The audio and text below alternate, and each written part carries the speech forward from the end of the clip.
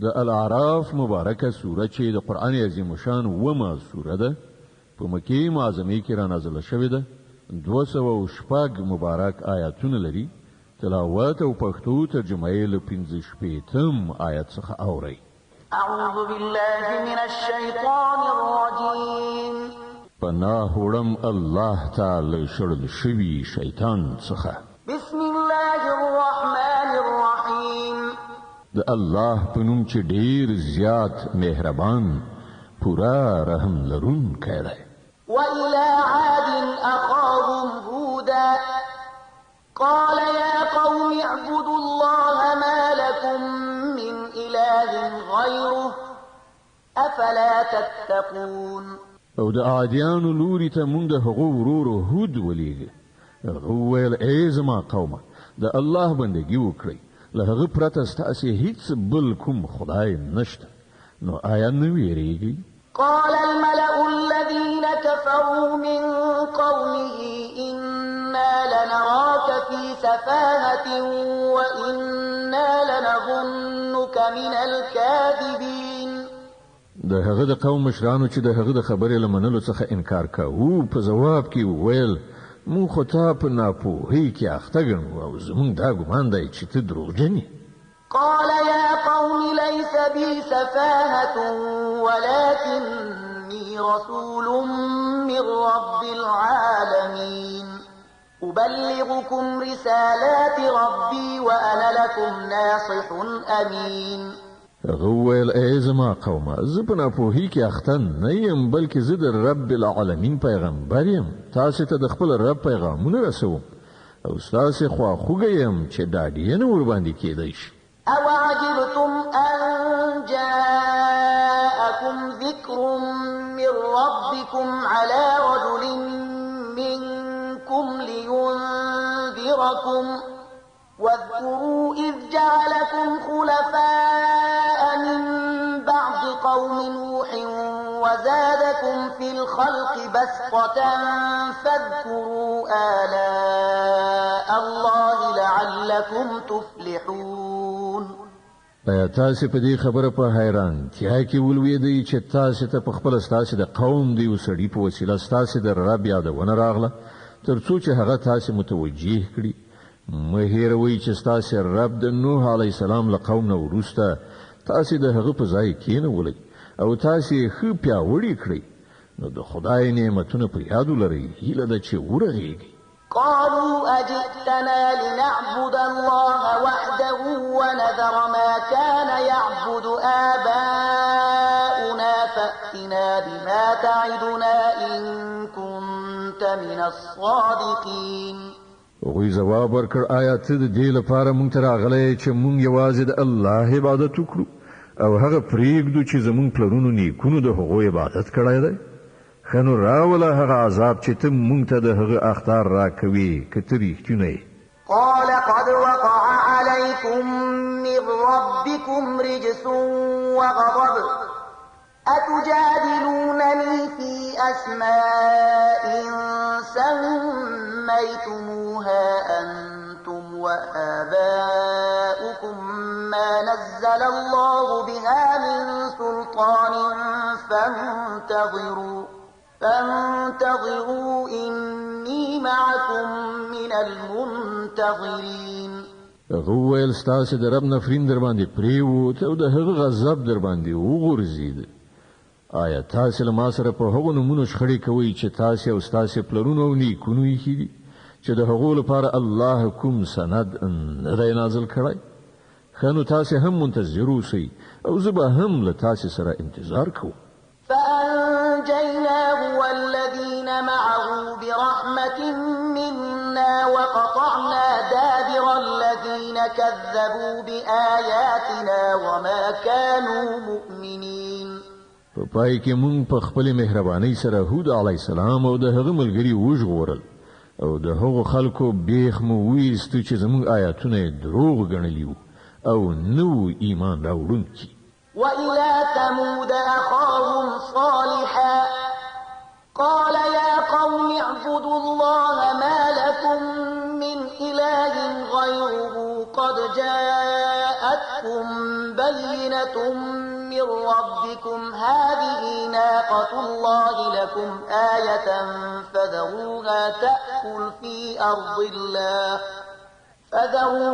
تأكل في أرض الله ولا تمسوها بسوء فيأخذكم عذاب أليم.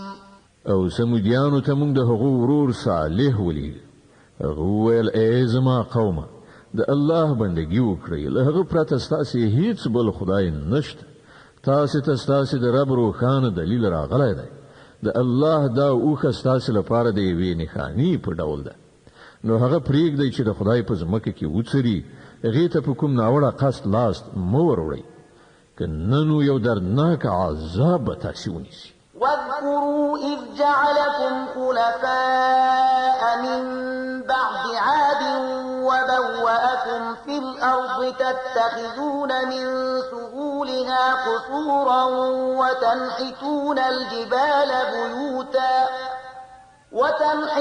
الجبال بيوتا فاذكروا آلاء الله ولا تعثوا في الأرض مفسدين.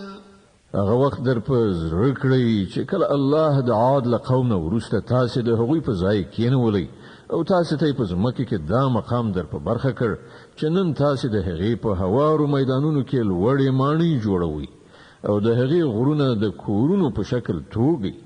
نو د هغه له نعمتونو څخه غافل کېږئ مه او په ځمکه کې فساد مه راوړئ. قال الملأ الذين استكبروا من قومه للذين استضعفوا لمن آمن منهم أتعلمون أن صالحا مرسل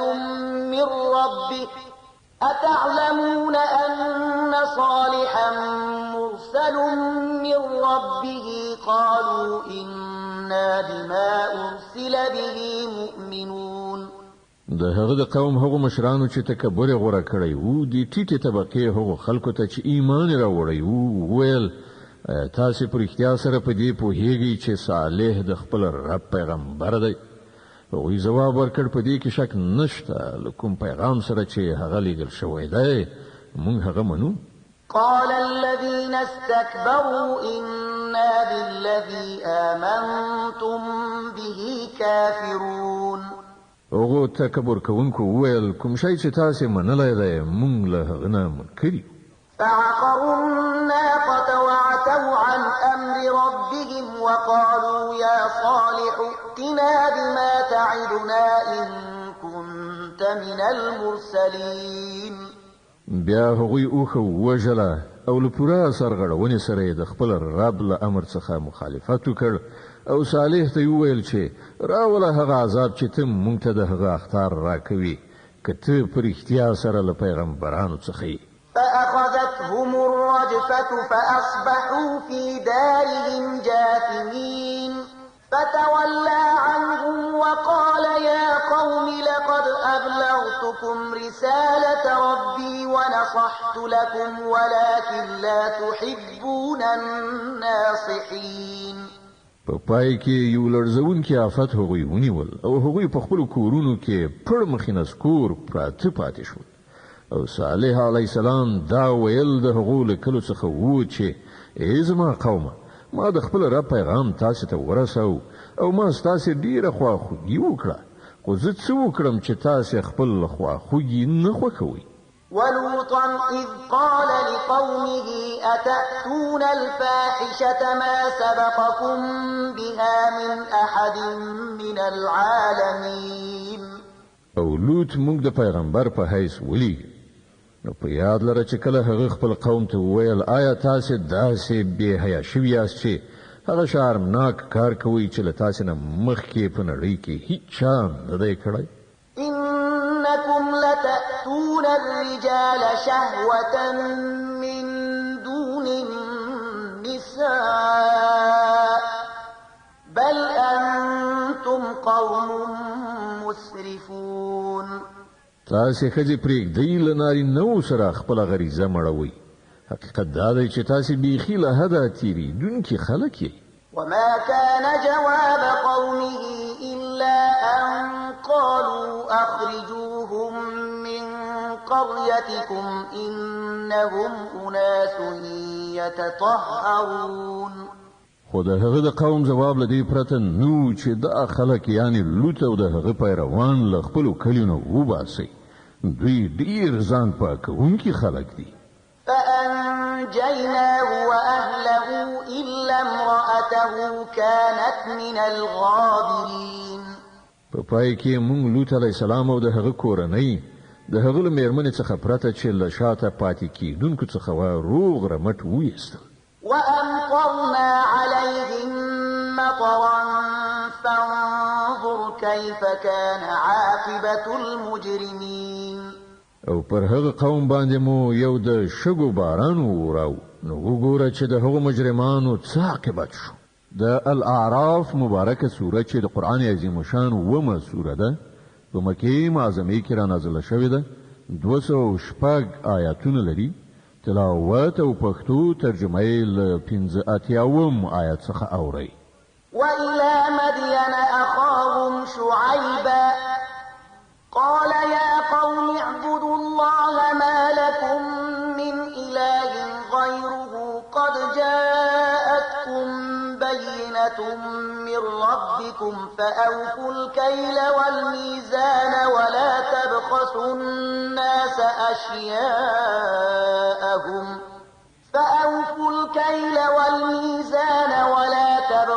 الناس أشياءهم ولا تفسدوا في الأرض بعد إصلاحها ذلكم خير لكم إن كنتم مؤمنين. او د مدین اوسیدونکو ته موږ د هغوی ورور شعیب ولید. هغه وویل ای زما قومه د الله بندگی وکړئ له هغه پرته ستاسې هیڅ بل خدای نشته. تاسې ته ستاسې د رب څرګنده لارښوونه راغلې ده نو تله او پیمانه پوره کوئ او د خلکو مالونه د تللو یعنی وزن کولو په وخت کې مه کموئ او په ځمکه کې فساد مه راوړئ چې کله د هغې اصلاح شوې ده. په همدې کې ستاسې ښېګڼه ده که تاسې په رښتیا مؤمنان یاست.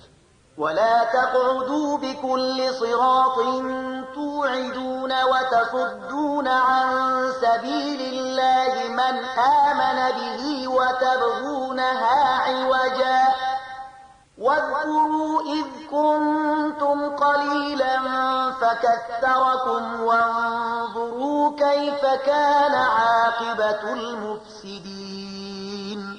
او د ژوند په هر لار باندې د شکاونې لپاره مکینئ چې خلک ویروي. مؤمنان د خدای له لارې نه منع کړئ او د سمې لارې د کږولو په هڅه کې مه اوسئ.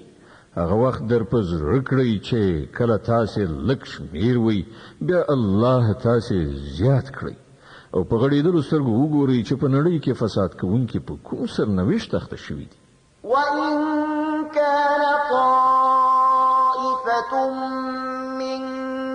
آمنوا بالذي أرسلت به وطائفة لم يؤمنوا فاصبروا حتى يحكم الله بيننا وهو خير الحاكمين.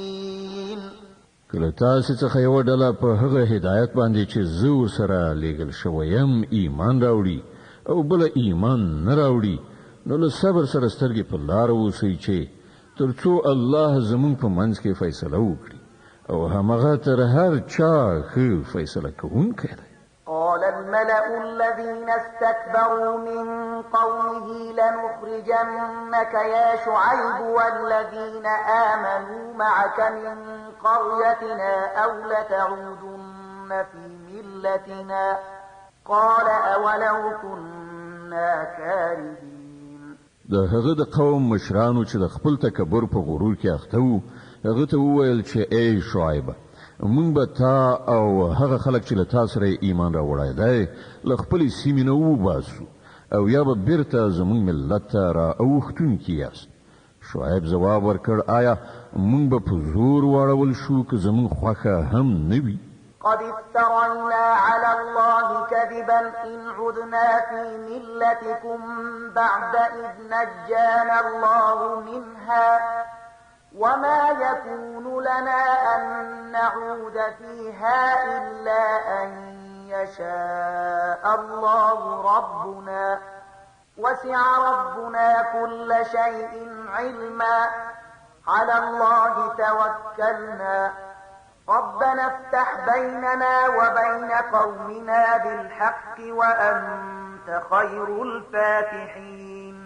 مونږ به په الله پورې دروغ تړونکي یو که بیرته ستاسې ملت ته درو ګرځو کله چې الله مونږ ته له هغه نه نجات را په برخه کړی دی. زمونږ لپاره خو هغه لوري ته ورګرځېدل اوس په هیڅ ډول امکان نه لري مګر دا چې زمونږ د رب الله همداسې خوښه شي. زمونږ د رب علم په هر څه پراخ چارپیر دی. پر همغه باندې مونږ اعتماد کړی دی. ای پروردګاره زمونږ او زمونږ د قوم په منځ کې په حقه فیصله وکړه او ته ډېر ښه فیصله کوونکی. وقال الملأ الذين كفروا من قومه لئن اتبعتم شعيبا إنكم إذا لخاسرون. د هغه د قوم مشرانو چې د هغه د خبرې له منلو څخه یې انکار کړی وو په خپلو کې سره وویل که تاسې د شعیب پیروي قبوله کړه نو تباه بشئ. فأخذتهم الرجفة فأصبحوا في دارهم جاثمين.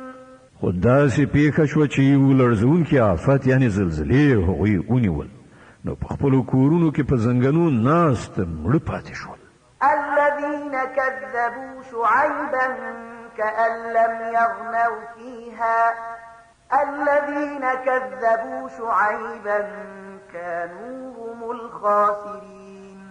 کوم خلکو چې شعیب دروغجن وګاڼه هغوی داسې له منځه لاړل چې څه به وایې هېڅکله په هغو کورونو کې نه وو اوسېدلي. هماغه د شعیب دروغ ګڼونکي په پای کې تباه شو.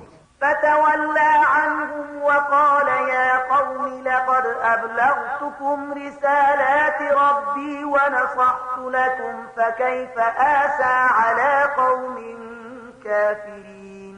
او شعیب علیه السلام په دې وینا کولو سره د هغو له سیمې څخه ووت چې ای زما قومه ما د خپل رب پیغامونه تاسې ته ورسول او له تاسې سره د خواخوږۍ حق مې ادا کړ. اوس څنګه پر هغه قوم باندې افسوس وکړم چې د حق له منلو څخه انکار کوي. وما أرسلنا في قرية من نبي إلا أخذنا أهلها بالبأساء والضراء لعلهم يضرعون. هېڅکله داسې نه ده شوې چې موږ کومې سیمې ته پیغمبر لیږلی وي او د هغې سیمې خلک مو مخکې په تنګلاسۍ او کړاوونو کې نه وي اخته کړي په دې تدبیر چې ښایي هغوی په زارویو شي. ثم بدلنا مكان السيئة الحسنة حتى عفوا وقالوا قد مس آباءنا الضراء والسراء فأخذناهم بغتة وهم لا يشعرون. بیا موږ د هغو بېوزلي په سوکالۍ بدله کړه تر دې پورې چې د هغو بڼه ورغېدله وده یې وکړه یعنې شمیر یې زیات شو او په دې وینا یې خوله پرانستله چې زموږ په پلرونو نیکونو باندې هم ښې بدې ورځې راغلي دي. په پای کې موږ هغوی په ناڅاپي توګه ونیول او هغوی خبر قدرې هم نه شول. ولو أن أهل القرى آمنوا واتقوا لفتحنا عليهم بركات من السماء والأرض ولكن كذبوا فأخذناهم بما كانوا يكسبون. که د سیمو خلکو ایمان راوړی وای او د تقوا کړنلاره یې غوره کړې وای نو موږ به پر هغو باندې د اسمان او ځمکې د برکتونو دروازې پرانیستې وای خو هغو د دروغو نسبت وکړ نو موږ ځکه د هغې ناوړه ګټې په حساب کې هغوی ونیول چې هغو راغونډوله. أفأمن أهل القرى أن يأتيهم بأسنا بياتا وهم نائمون. او آیا د سیمو خلک اوس له دې نه بېغمه شوي دي چې زموږ عذاب به کله په ناڅاپي ډول د شپې له مخې چې هغوی ویده پراته وي ورباندې را نه شي؟ أوأمن أهل القرى أن يأتيهم بأسنا ضحى وهم يلعبون یا هغوی ډاډه شوي دي چې زمونږ محکم نیونکی لاس به کله په ناڅاپي توګه د ورځې له مخې چې هغوی په لوبو اخته وي ور ونه غځېږي. أفأمنوا مكر الله فلا يأمن مكر الله إلا القوم الخاسرون. آیا دوی د الله له پټ تدبیر نه بېغمه دي؟ په داسې حال کې چې د الله له پټ تدبیر نه همغه قوم بېغمه کیږي چې تباه کیدونکی وي. أولم يهد للذين يرثون الأرض من بعد أهلها أن لو نشاء أصبناهم بذنوبهم ونطبع على قلوبهم فهم لا يسمعون. او آیا هغو خلکو ته چې د ځمکې له پخوانیو اوسېدونکو نه وروسته د هغې وارثان ګرځي دغه واقعیت څه درس نه دی ورکړی چې که موږ وغواړو د هغوی په ګناهونو باندې هغوی نیولی شو او موږ د هغوی په زړونو باندې مهر ووهو او بیا به هغوی هیڅ نه اوري. د الاعراف مبارکه سوره چې د قرآن عظیم شان ومه سوره ده په مکې معظمې کې رانازله شوې ده 206 آیاتونه لري. تلاوت او پښتو ترجمه یې له 101 آیات څخه اورئ. تلك القرى نقص عليك من أنبائها ولقد جاءتهم رسلهم بالبينات فما كانوا ليؤمنوا بما كذبوا من قبل كذلك يطبع الله على قلوب الكافرين. دا قومونه چې موږ د حقوق کیسې درته اورو ستا په وړاندې مثالونه شته. د هغوی پیغمبرانو هغوی ته له ښکاره څرګندو نښانو سره راغله. کوم شی چې هغوی یو ځل دروغ ګڼلی و بیا د هغه منونکي نه و. وګوره موږ په دغه شان د حق د منکرانو په زړونو باندې مهر وهو. وما وجدنا لأكثرهم من عهد وإن وجدنا أكثرهم لفاسقين. موږ د هغو په زیاترو کې د ژبنې یعنی وعدې څه وفا ونه موندله بلکې زیاتره مو فاسقان وموندل. ثم بعثنا من بعدهم موسى بآياتنا إلى فرعون وملئه فظلموا بها فانظر كيف كان عاقبة المفسدين. بیا له هغو قومونو څخه وروسته چې یاد کړل شول موږ موسی له خپلو نښانو سره فرعون او د هغه د قوم مشرانو ته ولیږ خو هغوی هم زموږ له نښانو سره د ظلم چلند وکړ. نو وګوره چې د هغو ورانکارو څه عاقبت شو.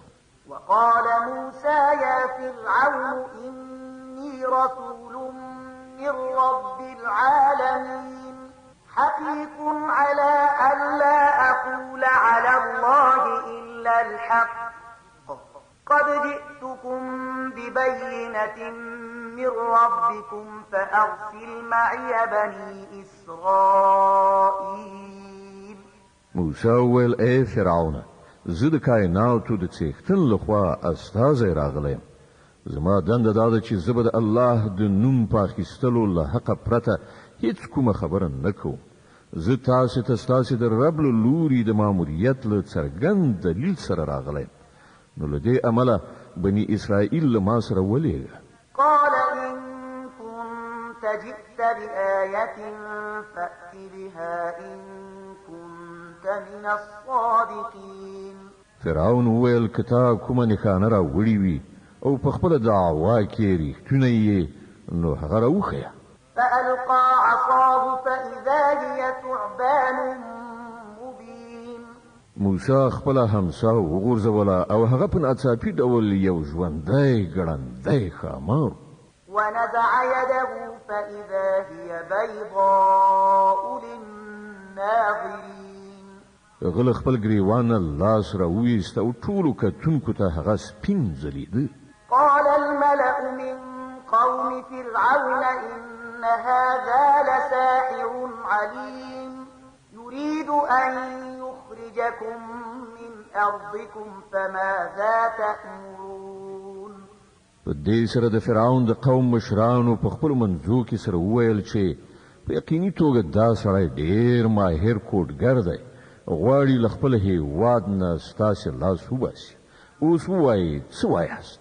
قالوا أرجه وأخاه وأرسل في المدائن حاشرين يأتوك بكل ساحر عليم. بیا هغوی ټولو فرعون ته مشوره ورکړه چې د یو د دوی ورور په انتظار کې پرېږده او ټولو ښارونو ته استازي واستوه چې هر ماهر کوډګر درته راولي. وجاء السحرة فرعون قالوا إن لنا لأجرا إن كنا نحن الغالبين. همداسې وشول او کوډګران فرعون ته راغلل. هغوی وویل که مونږ برلاسي شو نو مونږ ته خو به د دې مکافات ارومرو راکړل شي. قال نعم وإنكم لمن المقربين. فرعون جواب ورکړ هو او تاسو به د دربار نږدې کسان یاست. قالوا يا موسى إما أن تلقي وإما أن نكون نحن الملقين. بیا هغوی موسی ته وویل تی غورځوي که مونږ یې وغورځو. قال ألقوا فلما ألقوا سحروا أعين الناس واسترهبوهم وجاءوا بسحر عظيم. موسی جواب ورکړ تاسې وغورځوئ. هغوی چې د خپلو منترونو په ویلو وغورځولې نو سترګې مسحورې او زړونه یې په ویره کې واچول او ډېرې غټې کوډې وکړې. وأوحينا إلى موسى أن ألق عصاك فإذا هي تلقف ما يأفكون. مونږ موسی ته اشاره وکړه چې خپله همسا وغورځوه. څنګه چې وغورځوله په همغه شېبه کې هغې د هغوی هغه د دروغو طلسم په ستوني کې تېراوه. فوقع الحق وبطل ما كانوا يعملون. په دې ډول څه چې حق و هغه حق ثابت شو او څه چې هغوی جوړ کړي وو هغه باطل شو. فغلبوا هنالك وانقلبوا صاغرين. فرعون او د هغه ملګري د مقابلې په ډګر کې مغلوب شول او د برلاس کېدو په ځای په معکوس ډول خورا سپک شول. وألقي السحرة ساجدين قالوا آمنا برب العالمين رب موسى وهارون. او کوډګران په سجده پریوتل وی ویل مونږ رب العالمین ومانه هغه چې د موسی او هارون رب ده. قال فرعون آمنتم به قبل أن آذن لكم إن هذا لمكر مكرتموه في المدينة لتخرجوا منها أهلها فسوف تعلمون. فرعون وویل تاسو ور باندې ایمان راوړ مخکې له دې چې زه اجازه درکړم. په یقیني توګه دا کومه پټه دسیسه وه چې تاسو په دې پایتخت کې په کار واچوله تر څو چې د هغه د واکمنانو لاس له واکمنۍ نه وباسئ. ښه نو اوس به د دې نتیجه تاسو ته څرګنده شي. لأقطعن أيديكم وأرجلكم من خلاف ثم لأصلبنكم أجمعين. زه به ستاسو لاسونه پښې ردې بدلې غوڅې کړم او له هغه وروسته به تاسو ټول په دارو زړوم. قالوا إنا إلى ربنا منقلبون. هغوی ځواب ورکړ په هر حال زمونږ ورګرځېدل د همغه خپل رب په لوري دي. وما تنقم منا إلا أن آمنا بآيات ربنا لما جاءتنا ربنا أفرغ علينا صبرا وتوفنا مسلمين. ته چې په کومه خبره له موږ څخه غچ اخیستل غواړې هغه له دې پرته نور څه نه دي چې زموږ د رب نښانې چې کله زموږ مخې ته وړاندې شوې نو موږ هغه ومنلې.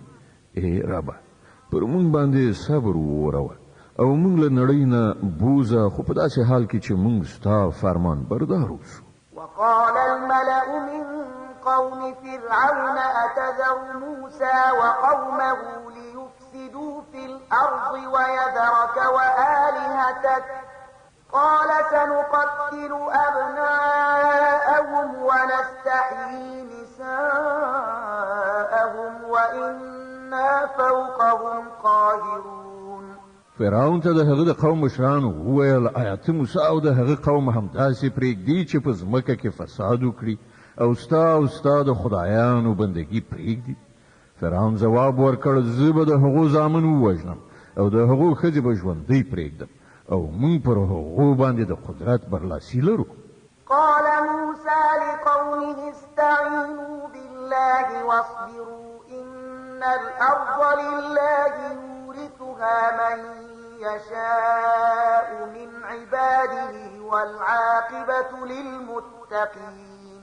موسی خپل قوم ته وویل له الله نه مرسته وغواړئ او زغم ولرئ، ځمکه د الله ده، له خپلو بندګانو څخه یې چې چاته خوښه شي د هغې وارث یې ګرځوي او وروستۍ کامیابي د همغو لپاره ده چې له هغه څخه په ویرېدو کار کوي. قالوا أوذينا من قبل أن تأتينا ومن بعد ما جئتنا قال عسى ربكم أن يهلك عدوكم ويستخلفكم في الأرض فينظر كيف تعملون.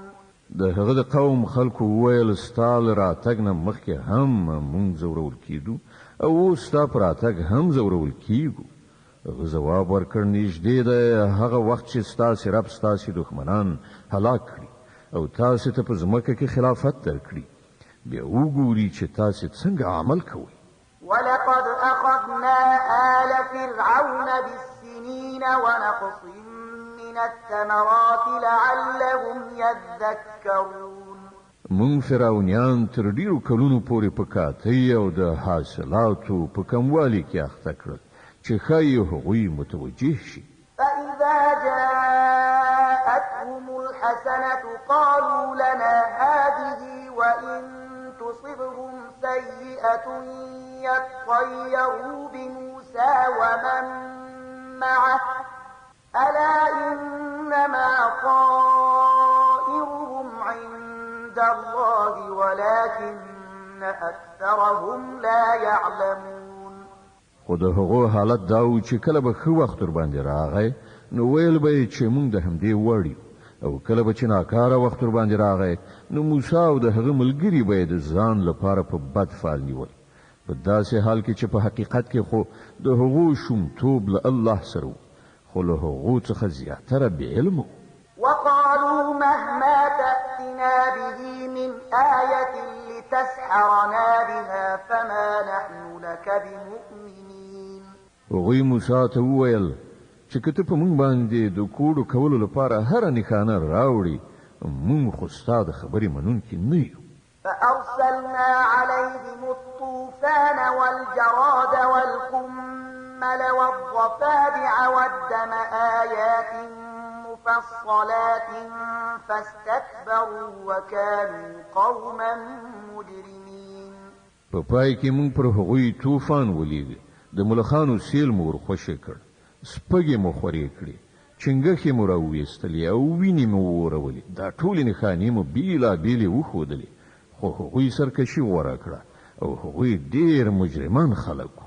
ولما وقع عليهم الرجز قالوا يا موسى ادع لنا ربك بما عهد عندك لئن كشفت عنا الرجز لنؤمنن لك ولنرسلن معك بني إسرائيل. کله به چې پر هغوی باندې بلا نازلېدله نو ویل به یې ای موسی تا ته چې د خپل رب له لوري کومه مرتبه درکړای شوې ده د هغې په اساس زموږ په حق کې دعا وکړه، که اوس دې له موږ نه دا بلا ایسته کړه نو موږ به ستا خبره ومنو او بني اسرائیل به له تا سره ولیږو.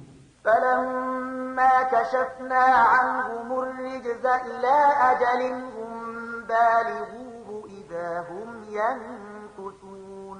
خو کله به چې موږ له هغو څخه خپل عذاب دی او څه ټاکلي وخت لپاره چې هغه ته په هر حال ورسېدونکي و ایسته کړ نو هغوی به کاملا له خپلې وعدې څخه اوښتل. فانتقمنا منهم فأغرقناهم في اليم بأنهم كذبوا بآياتنا وكانوا عنها غافلين.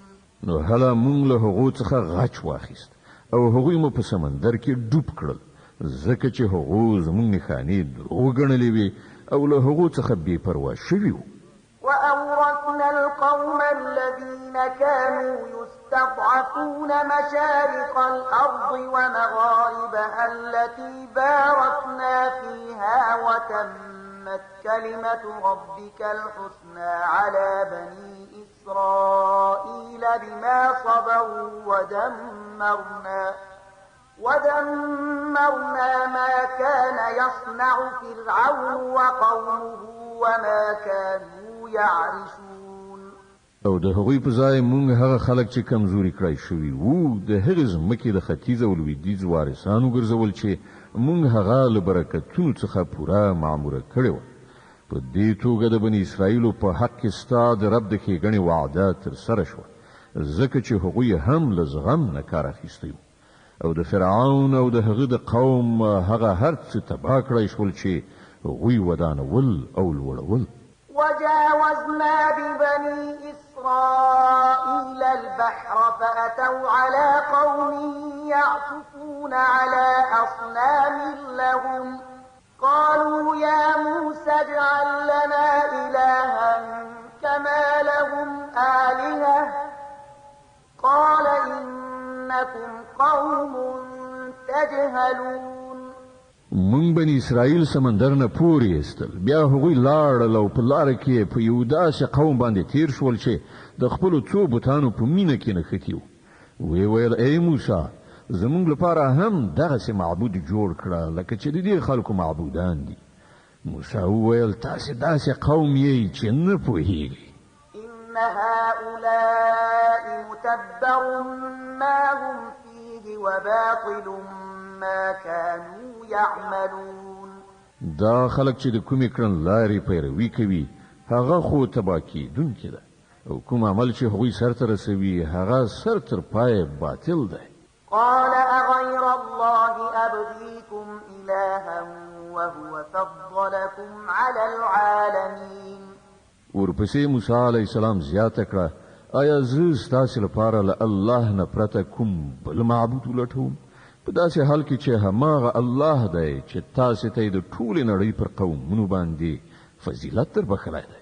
وإذ أنجيناكم من آل فرعون يسومونكم سوء العذاب يقتلون أبناءكم ويستحيون نساءكم وفي ذلكم بلاء من ربكم عظيم.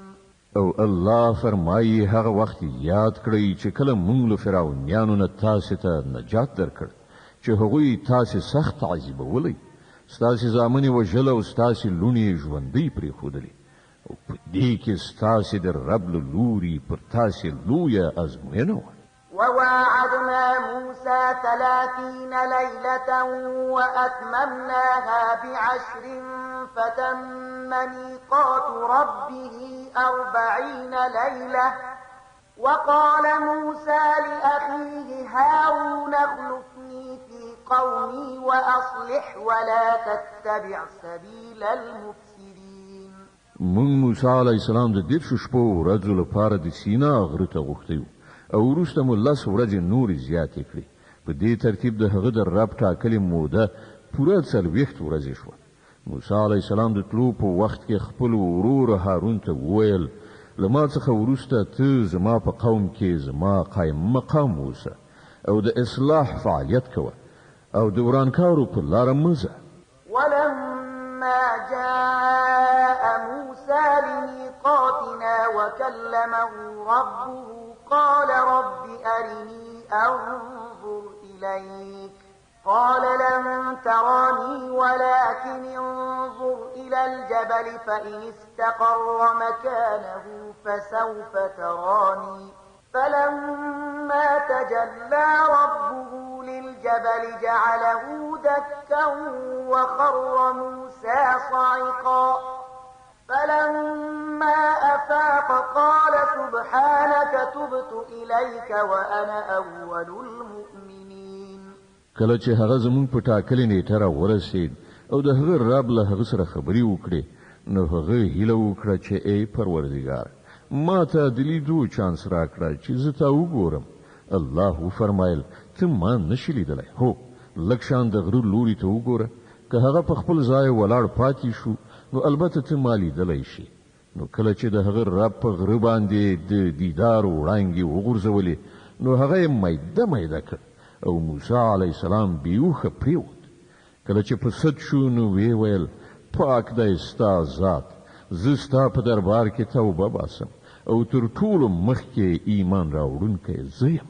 قال يا موسى إني اصطفيتك على الناس برسالاتي وبكلامي فخذ ما آتيتك وكن من الشاكرين. الله فرمایل ای موسی ما ته د خپل پیغمبري او له ما سره د خبرې کولو په سبب ټولو خلکو غوره کړی، نو څه چې زه درکړم هغه واخله او شکر ادا کړه. وكتبنا له في الألواح من كل شيء موعظة وتفصيلا لكل شيء فخذها بقوة وأمر قومك يأخذوا بأحسنها سأريكم دار الفاسقين. له هغه وروسته مونږ موسی علیه السلام ته د ژوند د هرې څانګې په باب نصیحت او د هر اړخ په باب هدایت پر تختو باندې لیکلی ورکړ او هغه ته مو وویل دا هدایت په خپلو محکمو لاسونو واخله او خپل قوم ته امر وکړه چې د دې د غوره مفاهیمو پیروي وکړي. ژر به زه تاسو ته د فاسقانو کور در وښیم.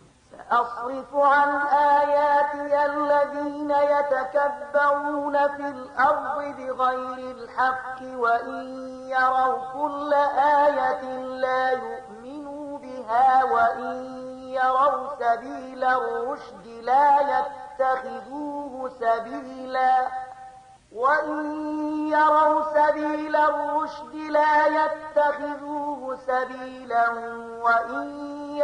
سبيل الغي يتخذوه سبيلا ذلك بأنهم كذبوا بآياتنا وكانوا عنها غافلين. زبل خپلو نښانو څخه د هغو خلکو سترګې واړوم چې په ناحقه په ځمکه کې تکبر کوي. هغوی که هره نښانه وګوري هېڅکله به پرې ایمان را نه وړي. که سمه لاره یې په مخه ورشي نو هغه به غوره نه کړي او که کږه لاره یې تر سترګو شي نو په هغې باندې به وخوځي، ځکه چې هغوی زموږ نښانې دروغ وګڼلې او له هغو څخه یې بې پروایي وکړه.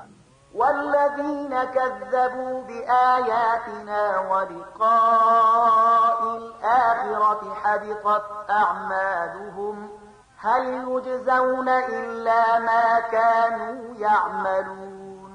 زموږ نښانې چې چا دروغ وګڼلې او د آخرت له راتګ نه انکار وکړ د هغه ټول کړه وړه به بې ځایه یعنې ضایع شول. آیا خلک به له دې پرته بل څه بدله وموندلی شي چې څه وکړي هغه به وریبي؟ واتخذ قوم موسى من بعده من حليهم عجلا جسدا له خوار ألم يروا أنه لا يكلمهم ولا يهديهم سبيلا اتخذوه وكانوا ظالمين. له موسی علیه السلام نه وروسته د هغه قوم له خپلو ګاڼو څخه د یو خوسکي بت جوړ کړ چې له هغه څخه د غوایي غوندې رمباړه وتله. آیا هغو نه کتل چې نور سره هغه خوسکی خبرې کوي نه په کومه چاره کې ورته لارښوونه کوي؟ خو سره له دې هم هغه معبود یو او هغوی سخت ظالمان. ولما سقط في أيديهم ورأوا أنهم قد ضلوا قالوا لئن لم يرحمنا ربنا ويغفر لنا لنكونن من الخاسرين. بیا کله چې د هغوی د غولیدنې طلسم مات شو او هغوی ولیدل چې په حقیقت کې هغوی ګمراه شوي دي نو وی ویل چې که زمونږ رب پر مونږ باندې رحم ونه کړي او مونږ ته بخښنه ونه کړي نو مونږ به تباه شو. ولما رجع موسى إلى قومه غضبان أسفا قال بئس ما خلفتموني من بعدي أعجلتم أمر ربكم وألقى الألواح وأخذ برأس أخيه يجره إليه قال ابن أم إن القوم استضعفوني وكادوا يقتلونني فلا تشمت بي الأعداء ولا تجعلني مع القوم الظالمين. له هغې خوا موسی له غوسې او اندېښنې ډک خپل قوم ته ستون شو. له راتلو سره سم هغه وویل تاسې له ما وروسته ډېره ناوړه قایم مقامي وکړه. ایا ستاسې دومره صبر رانغی چې د خپل رب د حکم انتظار مو کړی وای؟ او تختې یې وغورځولې او د خپل ورور هارون د سر ویښتان یې ونیول خپلې خواته یې راښکود. هارون وویل ای زما د مور زویه دې خلکو پر ما فشار راوړ او نږدې و چې زه یې وژلی وای، نو دښمنان په ما مه خوشحاله کوه او له دې ظالمې ډلې سره ما مه یوځای کوه. قال رب اغفر لي ولأخي وأدخلنا في رحمتك وأنت أرحم الراحمين. بیا موسی علیه السلام وویل ای ربه ما او زما ورور ته بخښنه وکړه او مونږ په خپل رحمت کې داخل کړه. ته تر ټولو لوی رحیم یې. إن الذين اتخذوا العجل سينالهم غضب من ربهم وذلة في الحياة الدنيا وكذلك نجزي المفترين. په جواب کې وویل شول چې کوم خلکو چې خوسکی معبود نیولی هغوی به ارومرو د خپل رب په غضب اخته شي او د دنیا په ژوندانه کې به له رسوایي سره مخامخ وي. دروغ تړونکو ته موږ هم دغه راز سزا ورکوو. والذين عملوا السيئات ثم تابوا من بعدها وآمنوا إن ربك من بعدها لغفور رحيم. او کوم خلک چې بدې چارې سرته رسوي بیا توبه وباسي او ایمان راوړي نو په یقیني توګه له دې توبې او ایمان نه وروسته ستا رب بخونکی او رحم کوونکی دی. ولما سكت عن موسى الغضب أخذ الألواح وفي نسختها هدى ورحمة للذين هم لربهم يرهبون. بیا کله چې د موسی علیه السلام غصه سړه شوه نو هغه تختې راواخیستلې چې د هغو په لیکنه کې لارښوونه او رحمت و د هغو خلکو لپاره چې له خپل رب څخه ویریږي. واختار موسى قومه 70 رجلا لميقاتنا فلما أخذتهم الرجفة قال رب لو شئت أهلكتهم من قبل وإياي أتهلكنا بما فعل السفهاء منا إن هي إلا فتنتك تضل بها من تشاء وتهدي من تشاء أنت ولينا فاغفر لنا وارحمنا وأنت خير الغافرين. موسی علیه السلام د خپل قوم او یا تنه ټاکلي وو چې هغوی له هغه سره زمونږ په ټاکلي وخت حاضر وي. کله چې دا خلک یوې سختې زلزلې ونیول نو موسی عرض وکړ ای زما واکمنه که تا غوښتي وای نو لا پخوا دې دوی یو زه هلاکولی شولو. آیا ته په هغې ګناه سره چې له موږ څخه څو ناپوهانو کړې وه موږ ټول هلاکوي؟ دا خو ستا یوه ازموینه وه چې د هغې په وسیله چې ستا چاته خوښه شي هغوی په ګمراهۍ کې اخته کوي او چاته دې چې خوښه شي سمه لاره ورښیي. زموږ سرپرست خو همدا ته نو موږ ته بښنه وکړه او پر موږ باندې رحم وکړه. ته تر ټولو لوی بښونکی. واكتب لنا في هذه الدنيا حسنة وفي الآخرة إنا هدنا إليك قال عذابي أصيب به من أشاء ورحمتي وسعت كل شيء فسأكتبها للذين يتقون ويؤتون الزكاة والذين هم بآياتنا يؤمنون. او زموږ لپاره هم د دې دنیا نیکي ولیکه او هم د آخرت. موږ ستا لوري ته درو ګرځېدو. الله په ځواب کې وویل سزا خو چې زه چاته وغواړم ورکوم خو زما رحمت پر هر څه باندې خور شوی دی او هغه به زه د هغه چا لپاره ولیکم چې له سرغړونې څخه ډډه وکړي زکات ورکړي او زما په آیاتونو باندې ایمان راوړي الذين يتبعون الرسول النبي الأمي الذي يجدونه مكتوبا عندهم في التوراة والإنجيل يأمرهم بالمعروف وينهاهم عن المنكر ويحل لهم الطيبات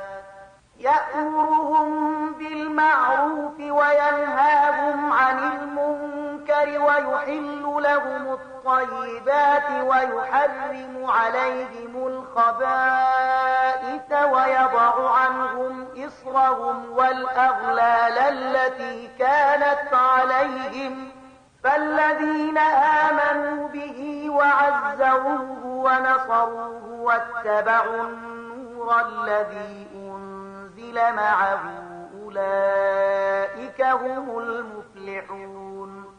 نو نن دا رحمت د هغه چا په برخه دی چې د دې بني اومي پیغمبر پیروي غوړه کړي چې د هغه یادونه هغوی خپل مخې ته په تورات او انجیل کې لیکلي مومي هغه دوی ته د نیکۍ حکم ورکوي له بدۍ نه یې منع کوي د دوی لپاره پاک شیان حلال او ناپاکه شیان حراموي او د دوی څخه هغه پیټی کوزوي چې پر دوی باندې دروند شوی او هغه بندیزونه ماتوي چې په هغه کې دوی کلک تړل شوي نو کوم کسان چې په د باندې ایمان راوړي او د دې ملاتړ او مرسته وکړي او د هغې روښنایي پیروي غوره کړي چې له ده سره نازله شوې ده همغوی بری میندونکي دي.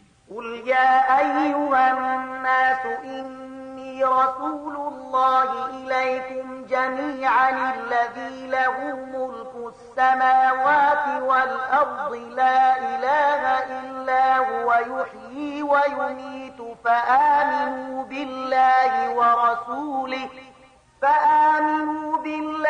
ورسوله النبي الأمي الذي يؤمن بالله وكلماته واتبعوه لعلكم تهتدون.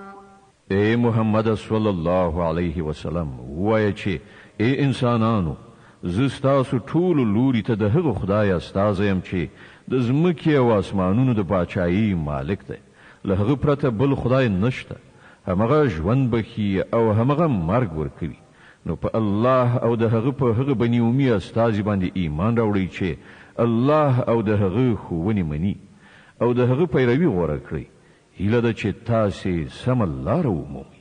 ومن قوم موسى أمة يهدون بالحق وبه يعدلون وقطعناهم 12 أسباطا أمما وأوحينا إلى موسى إذ استسقاه قومه أن اضرب بعصاك الحجر فانبجست منه 12 عينا قد علم كل أناس مشربهم وظللنا عليهم الغمام وأنزلنا عليهم المن والسلوى كلوا من طيبات ما رزقناكم وما ظلمونا ولكن كانوا أنفسهم يظلمون.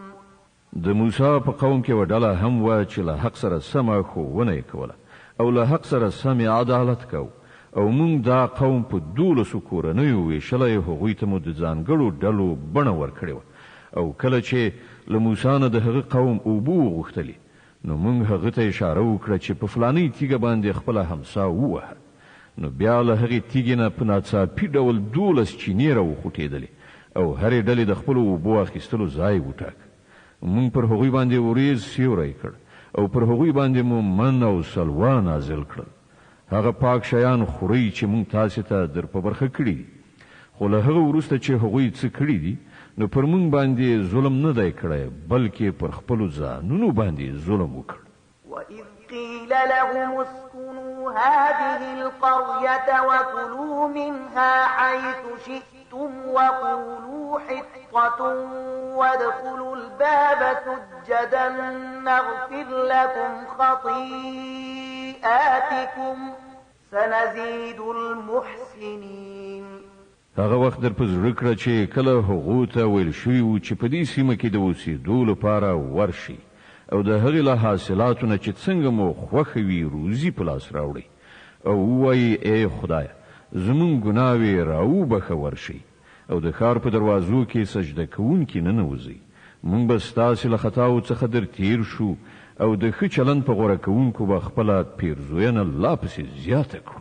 فبدل الذين ظلموا منهم قولا غير الذي قيل لهم فأرسلنا عليهم رجزا من السماء بما كانوا يظلمون. خود هغو تیری کوونکو کسانو هغه خبره چې هغو ته ویل شوی و بدله کړه او نتیجه دا شوه چې موږ د هغو د ظلم په مجازات کې پر هغو باندې له آسمانه عذاب ولیږه. واسألهم عن القرية التي كانت حاضرة البحر إذ يعدون في السبت إذ تأتيهم حيتانهم يوم سبتهم شرعا ويوم لا يسبتون لا تأتيهم كذلك نبلوهم بما كانوا يفسقون.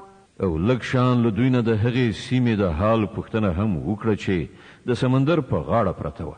دوی ته هغه ماجرا ور په زړه کړه چې د هغه ځای خلکو د سبت یعنې شنبې د ورځې له الهي احکامو نه سرغړونه کوله او دا چې کبان د همدې سبت یعنې شنبې په ورځ سر ته پراختلو د هغوی مخې ته راتلل او له سبت یعنې شنبې نه پرته په نورو ورځو کې نه راتلل. دا د دې لپاره کېدل چې موږ د هغوی د سرغړونو له امله هغوی په ازمویښت کې اچول. وإذ قالت أمة منهم لم تعظون قوما الله مهلكهم أو معذبهم عذابا شديدا قالوا معذرة إلى ربكم ولعلهم يتقون.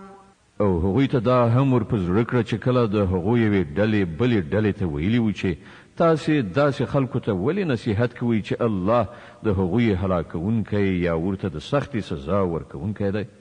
نو هغوی ځواب ورکړی و چې موږ دا هر څه ستاسې د رب حضور ته د خپل معذرت وړاندې کولو لپاره کوو او په دې هیله یې کوو چې ښایي دا خلک د هغه له نافرمانۍ څخه په ډډه شي.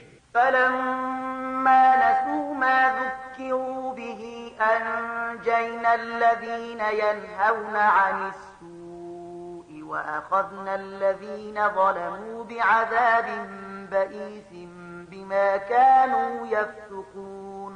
په پای کې چې کله هغوی هغه ښوونې بیخي هېرې کړې چې هغو ته ورزده کړی شوي وي نو موږ هغه خلک وژغورل چې له بدۍ نه یې منع کوله او نور پاتې ټول خلک چې ظالمان وو د هغو د نافرمانیو له امله مو په سخت عذاب سره ونیول. فلما عتوا عما نهوا عنه قلنا لهم كونوا قردة خاسئين. بیا کله چې هغوی په پوره سرکشۍ سره همغه چارې پرلپسې سرته ورسولې چې هغوی ورڅخه منع کړی شوي وو نو موږ وویل چې بیزوګانې شئ ذلیل او رسوا. وإذ تأذن ربك ليبعثن عليهم إلى يوم القيامة من يسومهم سوء العذاب إن ربك لسريع العقاب وإنه لغفور رحيم. او یاد کړه هغه وخت چې ستا رب اعلان وکړ چې هغه به تر قیامته پورې پرلپسې داسې خلک پر بني اسرائیلو مسلط کړي چې هغوی په ډیره بده توګه تعذیبوي. په رښتیا چې ستا رب په سزا ورکولو کې چټک دی او په یقیني توګه هغه له تېرېدنې او رحم څخه هم کار اخیستونکی دی. وقطعناهم في الأرض أمما منهم الصالحون ومنهم دون ذلك وبلوناهم بالحسنات والسيئات لعلهم يرجعون. مونږ هغوی په ځمکه کې ټوټې کړل، په ډیرو قومونو باندې مو ویشل. ځینې خلک په هغو کې نیکانو او ځینې له هغو نه بل شان، او مونږ هغوی په ښو او بدو حالاتو سره په ازمویښت کې واچول چې ګوندې دوی بیرته راوګرځي. فخلف من بعدهم خلف ورثوا الكتاب يأخذون عرض هذا الأدنى ويقولون سيغفر لنا وإن يأتهم عرض مثله يأخذوه ألم يؤخذ عليهم ميثاق الكتاب ألا يقولوا على الله إلا الحق ودرسوا ما فيه والدار الآخرة خير للذين يتقون أفلا تعقلون. بیا د مخکنیو نسلونو نه وروسته داسې ناکاره خلکو د هغوی ځای ونیو چې د الهي کتاب وارثان شول.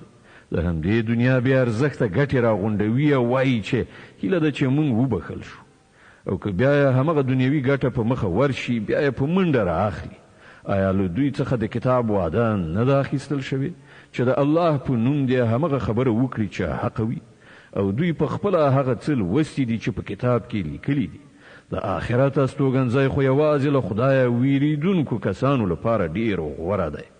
آیا دوی نه پوهیږي؟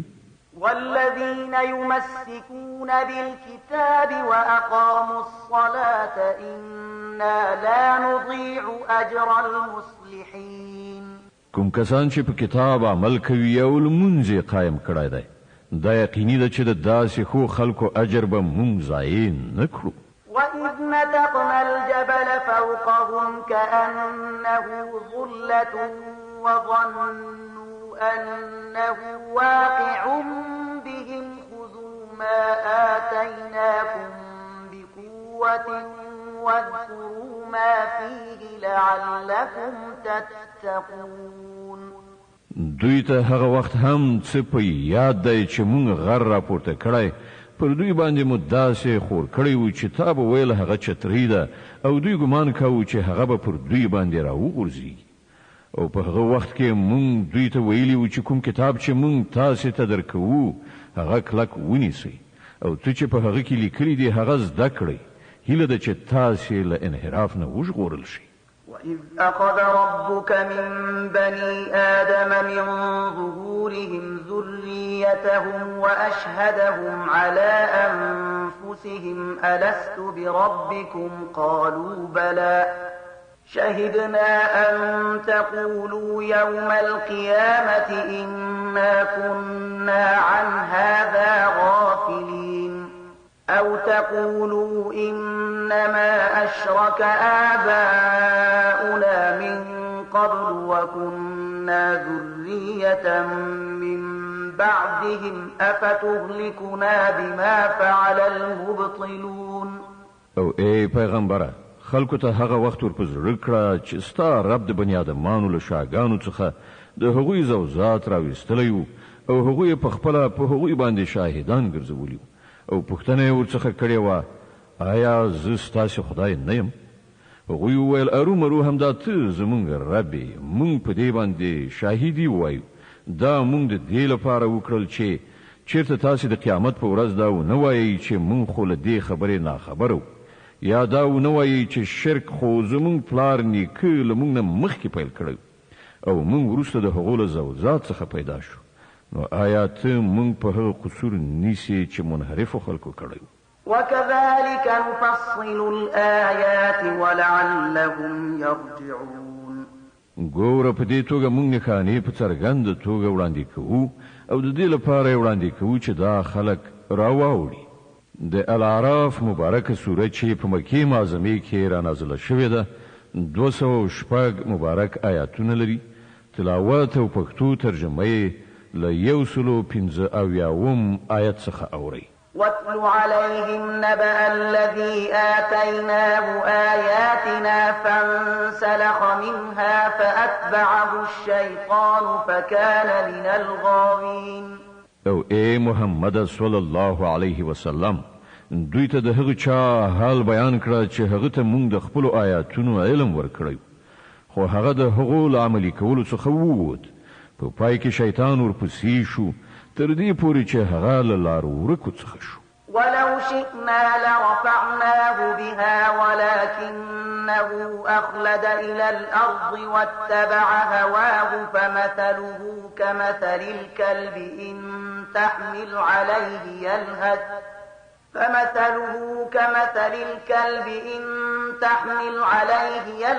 أو تتركه يلهث ذلك مثل القوم الذين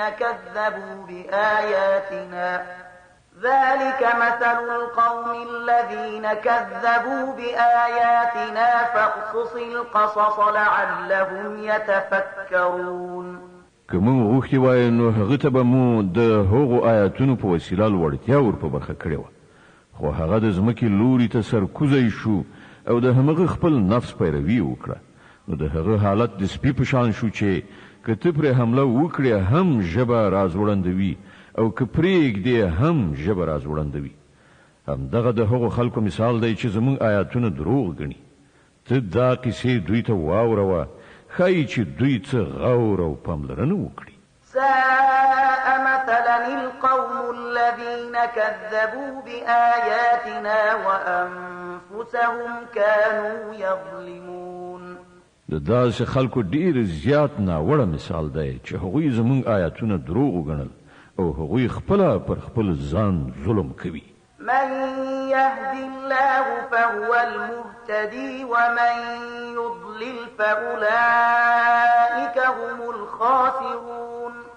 چاته چې الله هدایت ور په برخه کړي یوازې همغه سم لار مومي او څوک چې الله له خپل لار ښوونې څخه محروم کړ همغوی ناکام او نامراده پاتې کیږي. ولقد ذرأنا لجهنم كثيرا من الجن والإنس لهم قلوب لا يفقهون بها ولهم أعين لا يبصرون بها ولهم آذان لا يسمعون بها أولئك كالأنعام بل هم أضل أولئك هم الغافلون. او دا حقیقت دی چې زیاتره پیریان او انسانان داسې دي چې هغوی مو د دوزخ لپاره پیدا کړي دي. د هغوی زړونه شته خو هغوی ور باندې فکر نه کوي. د هغوی سترګې شته خو څه ور باندې نه ویني. د هغوی غوږونه شته خو څه پرې نه اوري. هغوی د څارویو په شان دي بلکې له هغو نه هم لا پسې تیر. دا هغه خلک دي چې په غفلت کې لویدلي. ولله الأسماء الحسنى فادعوه بها وذروا الذين يلحدون في أسمائه سيجزون ما كانوا يعملون. الله د غوره نومونو مستحق ده. هغه په همغه غوره نومونو سره وبلی او هغه خلک پرېږدي چې د هغه د نوم په ایښودلو کې له رښتینولۍ نه منحرف کیږي څه چې هغوی سرته رسوي د هغه بدله به ومومي. وممن خلقنا أمة يهدون بالحق وبه يعدلون. زمون په مخلوق کې یوه ډله داسې هم وه چې بیخي له حق سره سمه لارښوونه او له حق سره سم عدالت کوي. والذين كذبوا بآياتنا سنستدرجهم من حيث لا يعلمون وأملي لهم إن كيدي متين. پاتش ولا هغه خلک چې زمونږ آیاتونه دروغ ګڼلي دي نو هغوی به مونږ په تدریجي ډول په داسې شان له تباهۍ سره مخامخ کړو چې هغوی خبر قدر هم نه وي. زه هغو ته مهلت ورکوم. زما پټ تدبیر هیڅ ماتېدونکی نه دی. أولم يتفكروا ما بصاحبهم من جنة إن هو إلا نذير مبين. او آیا دې خلکو هیڅ کله فکر نه دی کړی د دوی په ملګري کې د لیونتوب هیڅ نښه نشته. هغه خو یو خبرونکی دی چې له بد عاقبت سره له مخامخ کېدو نه مخکې په ښکاره څرګنده اخطار ورکوي. أولم ينظروا في ملكوت السماوات والأرض وما خلق الله من شيء وأن عسى أن يكون قد اقترب أجلهم فبأي حديث بعده يؤمنون من يضلل الله فلا هادي له ويذرهم في طغيانهم يعمهون. آیا دې خلکو د اسمان او ځمکې په انتظام باندې هیڅ کله غور نه دی کړی او د خدای له هستونو څخه هیڅ شی هم په غړېدلو سترګو نه دی لیدلی او آیا هغوی په دې هم فکر نه دی کړی چې ښایي د ژوند د دې مهلت د پوره کېدو وخت رانږدې شوی وي؟ ښه نو د پیغمبر له دې اخطار نه وروسته بله څه ډول خبره داسې کېدی شي چې پر هغې باندې دوی ایمان راوړي؟ څوک چې الله له لارښوونې نه بې برخې کړ د هغه لپاره بل هیڅوک لارښود نشته او الله دوی د دوی په همدې سرکشۍ کې لالهند پرېږدي. يسألونك عن الساعة أيان مرساها قل إنما علمها عند ربي لا يجليها لوقتها إلا هو ثقلت في السماوات والأرض لا تأتيكم إلا بغتة يسألونك كأنك حفي عنها قل إنما علمها عند الله ولكن أكثر الناس لا يعلمون. دوی له تا څخه پوښتنه کوي چې هغه د قیامت ساعت به څه وخت نازلیږي. ووایه د هغه معلومات زما رب ته دی هغه به په خپل وخت همغه راڅرګند کړي. په آسمانونو او ځمکه کې به هغه سخت وخت وي هغه به پر تاسې باندې ناڅاپي راشي. دوی د هغه په باب له تاسې څخه په داسې شان پوښتنه کوي لکه چې ته د هغه په پلټنه کې بوخت یې. ووایه د هغه معلومات خو یوازې الله ته دی خو زیاتره خلک له دې حقیقت نه ناخبره دي. قل لا أملك لنفسي نفعا ولا ضرا إلا ما شاء الله ولو كنت أعلم الغيب لاستكثرت من الخير وما مسني السوء إن أنا إلا نذير وبشير لقوم يؤمنون. اے محمد دوی ته ووایه چې زه د خپل ځان لپاره د څه ګټې او زیان واک نه لرم. همغه الله چې څه غواړي هغه کیږي او که زه په غیب عالم وای نو ما به ډېرې ګټې ځان ته اړولې وي او ما ته به هیڅکله څه زیان نه ورسېدلی. زه خو صرف یو خبرونکی او زیری کوونکی یم د هغو خلکو لپاره چې زما خبره مني. هو الذي خلقكم من نفس واحدة وجعل منها زوجها ليسكن إليها فلما تغشاها حملت حملا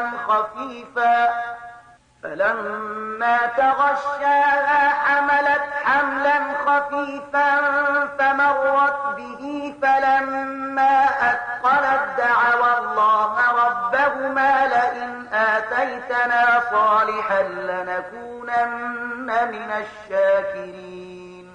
هغه همغه الله دی چې تاسې لیون نفس څخه پیدا کړی او د همغه له جنس نه د هغه جوړه منځته راوړه تر څو چې له هغې سره بسیا شي. بیا کله چې نارینه ښځه وپوښله نو هغه بارداره شوه په سپک غوندې بار سره چې د هغه په اخیستلو هغه وګرځېده راوګرځېده.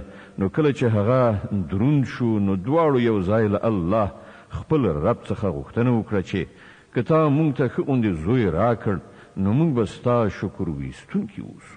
فلما آتاهما صالحا جعلا له شركاء فيما آتاهما فتعالى الله عما يشركون. وکله چې الله هغوی ته یو صحیح روغ رمټ زوی ورکړ نو هغو د هغه په دې بخشش او پیرزوینه کې نور له هغه سره شریک وانګیرل. الله له هغو مشرکانه خبرو څخه ډیر لوړ او پورته دی چې دا خلک یې خوي. أيشركون ما لا يخلق شيئا وهم يخلقون.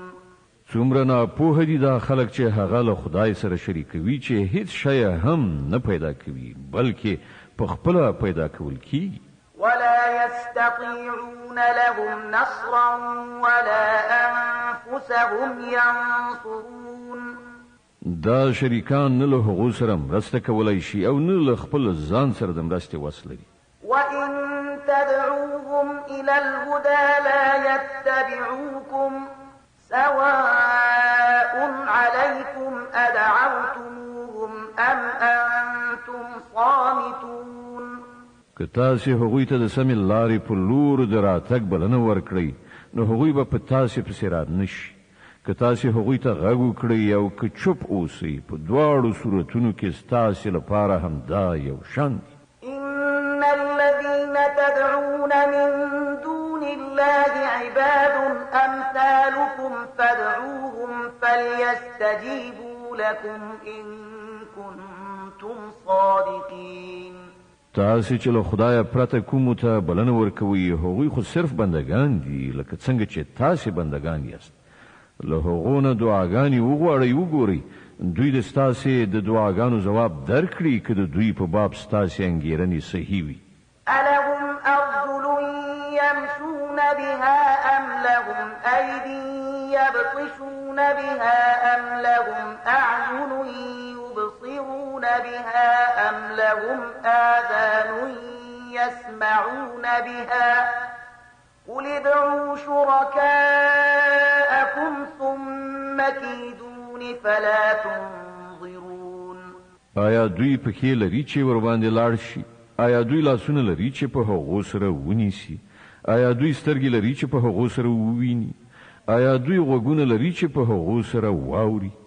ای محمده دوی ته ووایه چې خپل انګېرلي شریکان راوبلئ بیا تاسې ټول لاس یو کړئ زما پر خلاف دسیسې جوړې کړئ او ما ته هیڅکله مهلت مه راکوئ. إن وليي الله الذي نزل الكتاب وهو يتولى الصالحين. زما ملاتړ او مرستندوی هغه خدای دی چې هغه دا کتاب نازل کړی دی او هغه د ښو خلکو ملاتړ کوي. والذين تدعون من دونه لا يستطيعون نصركم ولا أنفسهم ينصرون.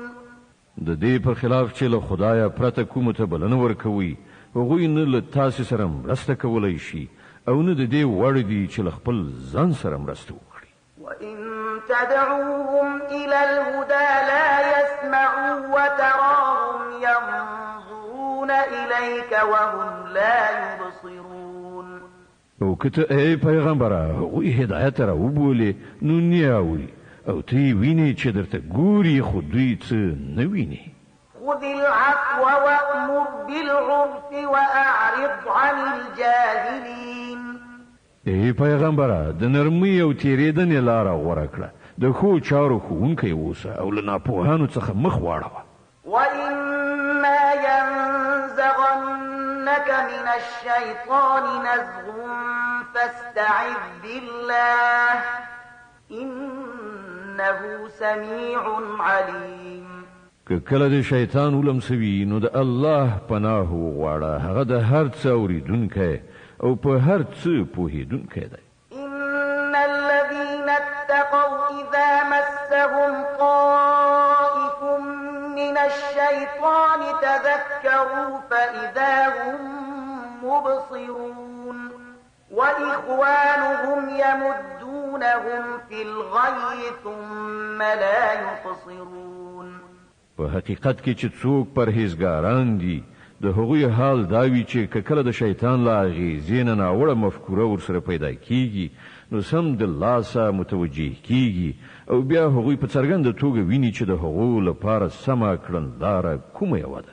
وإذا لم تأتهم بآية قالوا لولا اجتبيتها قل إنما أتبع ما يوحى إلي من ربي هذا بصائر من ربكم وهدى ورحمة لقوم يؤمنون. پاتې شول د شیطانانو ورونه نو هغوی په خپله کږه لاره راکاږي او د هغوی په منحرف کولو کې هیڅ کمی نه کوي. ای پیغمبره کله چې ته دې خلکو ته کومه نښانه یعنی معجزه وړاندې نه کړې نو دوی وایي چې تا د خپل ځان لپاره کومه نښانه ولې غوره نه کړه دوی ته ووایه زه خو صرف د هغې وحی پیروي کوم کوم چې زما رب ماته رالیږلې ده دا ستاسې د رب له لوري د بصیرت روښنایي او لارښوونه او رحمت دی د هغو خلکو لپاره چې وی مني وإذا قرئ القرآن فاستمعوا له وأنصتوا لعلكم ترحمون کله چې ستاسې په وړاندې قرآن لوستل کیږي نو هغه په غور سره واورئ او چوپ اوسئ ښایي چې پر تاسې باندې هم رحم وشي واذكر ربك في نفسك تضرعا وخيفة ودون الجهر من القول بالغدو والآصال ولا تكن من الغافلين ای پیغمبره خپل رب سهار او ماښام په زړه کې له زارۍ او ویرې سره او په ژبه او ورو اواز سره یادوه ته له دې خلکو څخه مه کېږه چې په غفلت کې لویدلي دي د الاعراف مبارکه سوره چې د قرآن عظیم شان ومه سوره ده په مکې معظمې کې رانازله شوې ده 206 مبارک آیاتونه لري تلاوت او پښتو ترجمه یې له 206 آیت څخه اوري د دې آیت په اورېدلو سره یوه د تلاوت سجده واجبه کیږي دا د قرآن عظیم شان د تلاوت لومړی سجده ده إن الذين عند ربك لا يستكبرون عن عبادته ويسبحونه وله يسجدون کومې پرښتې چې ستا د رب په وړاندې د نږدېوالي مرتبه لري هغوی هیڅکله د خپل تکبر په غرور کې نه ډوبېږي چې د هغه له عبادت څخه مخ واړوي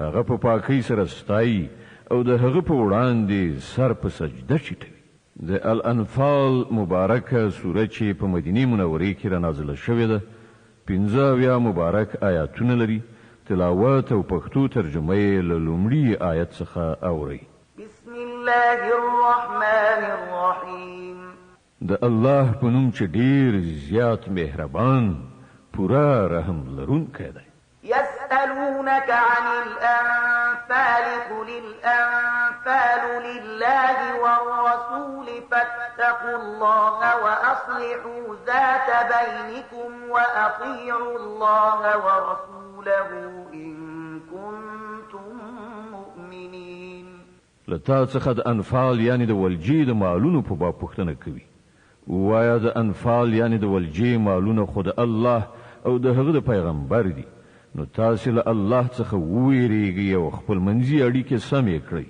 او د الله او د هغه د پیغمبر اطاعت وکړئ که تاسو مؤمنان یاست إنما المؤمنون الذين إذا ذكر الله وجلت قلوبهم وإذا تليت عليهم آياته زادتهم إيمانا وعلى ربهم يتوكلون الذين يقيمون الصلاة ومما رزقناهم ينفقون ریښتینی مؤمنان خو هغه دي چې د هغو زړونه د الله د یاد په اورېدلو لړزیږي او کله چې د هغو په وړاندې د الله آیاتونه لوستل کیږي نو د هغو ایمان زیاتیږي او هغوی په خپل رب باندې اعتماد لري هغه کسان چې لمونځ قایموي او څه چې موږ هغو ته ورکړي دي له هغو څخه زموږ په لار کې لګوي أولئك هم المؤمنون حقا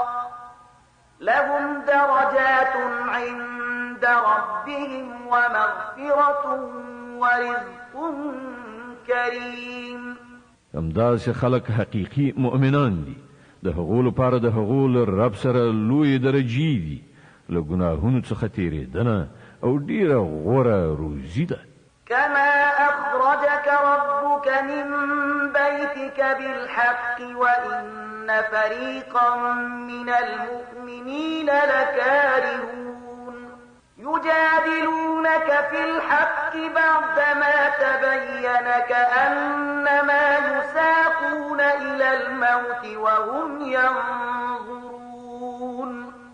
د دې ولجې د مالونو په باب هم همغسې صورت رامنځته کیږي لکه څنګه چې په هغه وخت کې رامنځته شوی و چې کله ستا رب ته له حق سره له خپله کوره ویستلی وي او له مؤمنانو څخه د یوې ډلې لپاره دا ډیره بده برېښېدله. هغوی د دې حق په باب له تا سره په جګړه وو په داسې حال کې چې هغه په ډاګه څرګنده ښکاره شوی و. د هغو حال دا و چې تا به ویل د سترګو لیدلي مرګ لوري ته وروستل کیږي.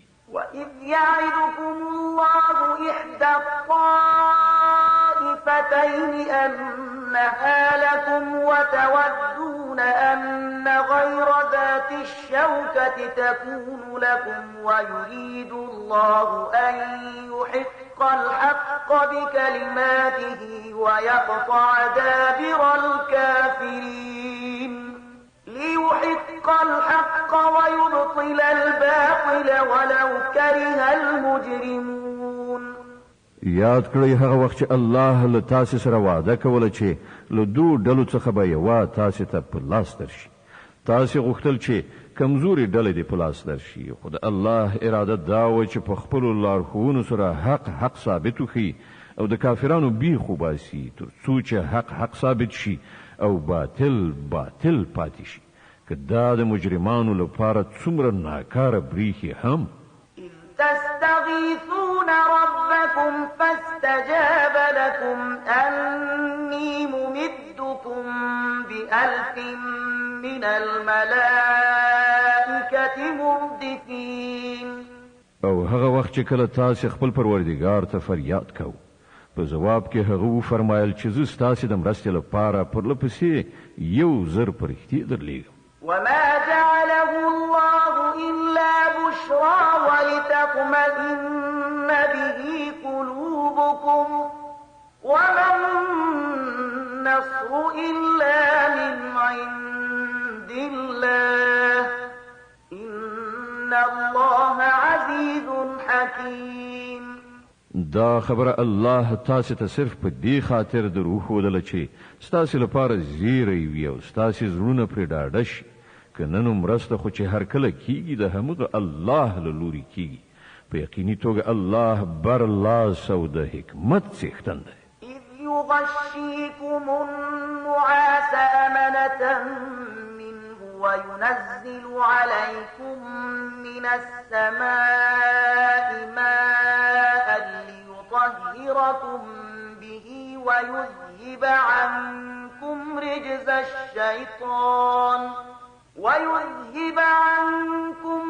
الشيطان وليربط على قلوبكم ويثبت به الأقدام. او هغه وخت چې کله الله له خپل لوري نه د پریشانی په بڼه کې پر تاسې باندې د ډاډین او نو ویریدو کیفیت خوراو او له اسمانه پر تاسې باندې اوبه ورولې تر څو چې تاسې پاک کړي او له تاسې څخه د شیطان وسوسه ایسته کړي او ستاسې همت پیاوړی کړي او د هغه په وسیله ستاسې قدمونه ټینګ کړي.